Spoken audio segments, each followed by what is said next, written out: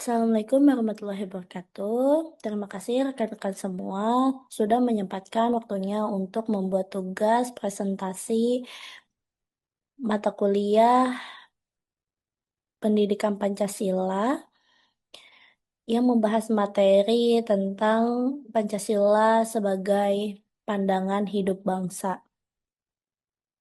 Sebelum masuk ke materi, izinkan kami dari kelompok 7 memperkenalkan anggota kami, yaitu saya, Dara Saharani, sebagai moderator, kemudian ada Zulfanka Astriani, kemudian Muhammad Gilang Ramadan, kemudian Izatul Amalia, dan Nisa Afianti. Baik, kita lanjut masuk ke materi. Bab 1, pendahuluan. Memahami akar sejarah dan relevansi Pancasila sebagai ideologi yang lahir dari perjuangan bangsa Indonesia. Assalamualaikum warahmatullahi wabarakatuh. Sebelumnya izin memperkenalkan diri, nama saya Zofan Kastriani dengan NIM 25020101171. Pada slide ini kita akan membahas mengenai pengertian dari pandangan hidup. Pandangan hidup merupakan kumpulan nilai-nilai yang diyakini keberadaannya oleh suatu bangsa, kemudian menjadi pedoman dalam menjalani kehidupan sehari-hari. Nilai tersebut tidak hanya menjadi sebuah konsep atau teori, tetapi diwujudkan melalui sikap dan tindakan nyata. Menurut Notonagoro, nilai-nilai dalam pandangan hidup berfungsi sebagai orientasi dan arah dalam menentukan tujuan hidup yang ingin dicapai oleh suatu bangsa. Dalam kehidupan berbangsa dan bernegara, pandangan hidup memiliki beberapa fungsi utama.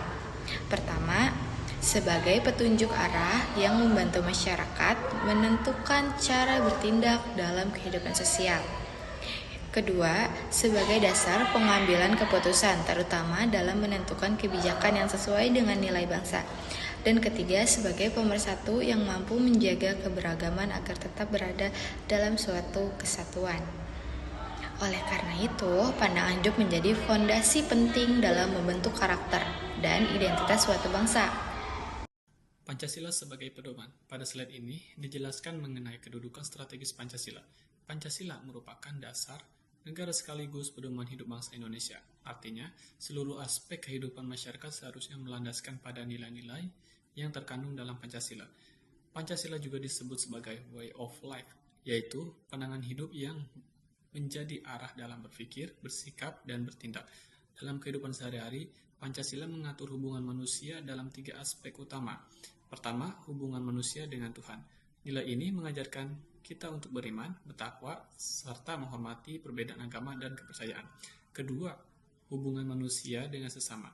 Nilai ini diwujudkan melalui sikap saling menghormati, menghargai pendapat orang lain, menjaga toleransi, serta bergotong royong.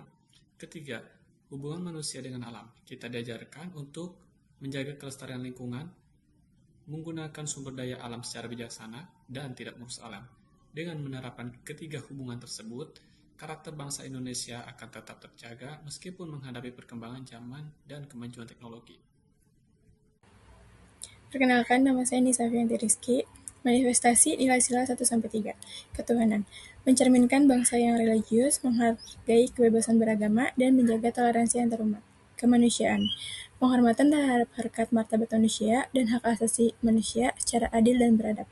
Persatuan. Fondasi Negara Kesatuan Republik Indonesia yang merekatkan ribuan pulau dan ratusan suku bangsa dalam satu kesatuan yang utuh. Manifestasi nilai sila 4-5. Kerakyatan dan demokrasi. Menegaskan bahwa kekuasaan tertinggi ada di tangan rakyat, setiap keputusan strategi harus diambil melalui jalur musyawarah untuk mufakat. Sebuah tradisi luhur sistem pemerintahan adat Indonesia.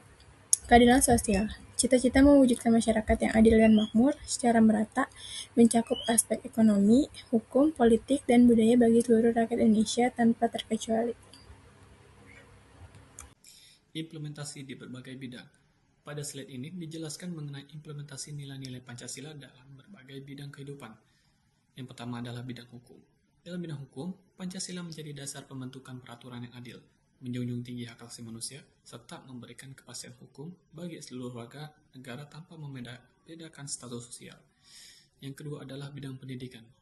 Di bidang pendidikan, nilai-nilai Pancasila diterapkan melalui pendidikan karakter, pembelajaran mengenai toleransi, nasionalisme, serta sikap menghargai keberagaman. Yang ketiga adalah bidang ekonomi. Dalam bidang ekonomi, Pancasila menekankan pentingnya kesejahteraan bersama. Salah satu contohnya yaitu pengembangan koperasi dan UMKM agar pertumbuhan ekonomi dapat dirasakan oleh seluruh masyarakat, bukan hanya kelompok tertentu. Yang terakhir adalah bidang sosial. Di bidang sosial, nilai Pancasila diwujudkan melalui budaya gotong royong, saling membantu sesama, menjaga persatuan, serta menghargai perbedaan suku, agama, maupun budaya. Dari berbagai contoh tersebut, dapat kita lihat bahwa nilai Pancasila tidak hanya menjadi teori, tetapi harus diwujudkan melalui tindakan nyata dalam kehidupan sehari-hari. Internalisasi nilai. Pada slide ini dijelaskan mengenai internalisasi nilai. Internalisasi nilai adalah proses menanamkan nilai-nilai Pancasila sehingga menjadi bagian dari karakter dan kebiasaan seseorang. Proses ini dimulai dari unit terkecil, yaitu keluarga. Di dalam keluarga, anak pertama kali belajar mengenai kejujuran, tanggung jawab, sopan santun, dan disiplin melalui teladan orang tua. Selanjutnya adalah masyarakat. Di lingkungan masyarakat, nilai Pancasila diwujudkan melalui kegiatan gotong royong, musyawarah untuk mencapai mufakat, serta penyelesaian masalah dengan cara dialog yang baik. Kemudian ada pemerintah. Pemerintah memiliki tanggung jawab untuk membuat kebijakan yang adil, melindungi hak seluruh warga negara, serta menjaga persatuan bangsa. Apabila keluarga, masyarakat, dan pemerintah sama-sama menjalankan perannya dengan baik, maka nilai-nilai Pancasila akan tertanam kuat dalam kehidupan bangsa Indonesia.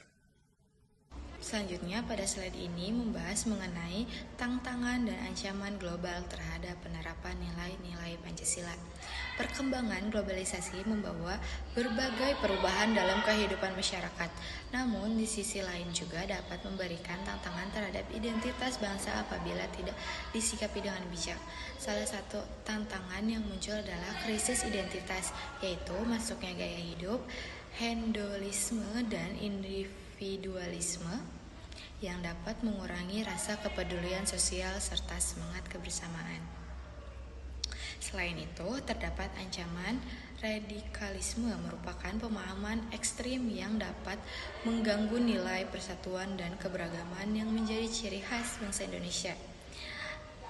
Tantangan lainnya adalah degradasi moral, yaitu menurunnya pemahaman generasi digital terhadap nilai-nilai kebangsaan akibat pengaruhnya informasi dan budaya global yang tidak selalu sesuai dengan Pancasila. Oleh karena itu, penguatan karakter dan pemahaman terhadap Pancasila menjadi hal yang sangat penting agar masyarakat Indonesia tetap memiliki identitas bangsa yang kuat di tengah perkembangan dunia global. Terima kasih rekan-rekan yang telah mempresentasikan materi Pancasila sebagai pandangan hidup bangsa. Kesimpulannya, Pancasila adalah tanggung jawab bersama. Mempertahankan Pancasila sebagai pandangan hidup adalah kunci untuk menjaga kedaulatan dan identitas bangsa di tengah ombak globalisasi. Pancasila juga menjadi acuan atau dasar keputusan dalam menentukan pilihan dan kebijakan. Sekian dan terima kasih.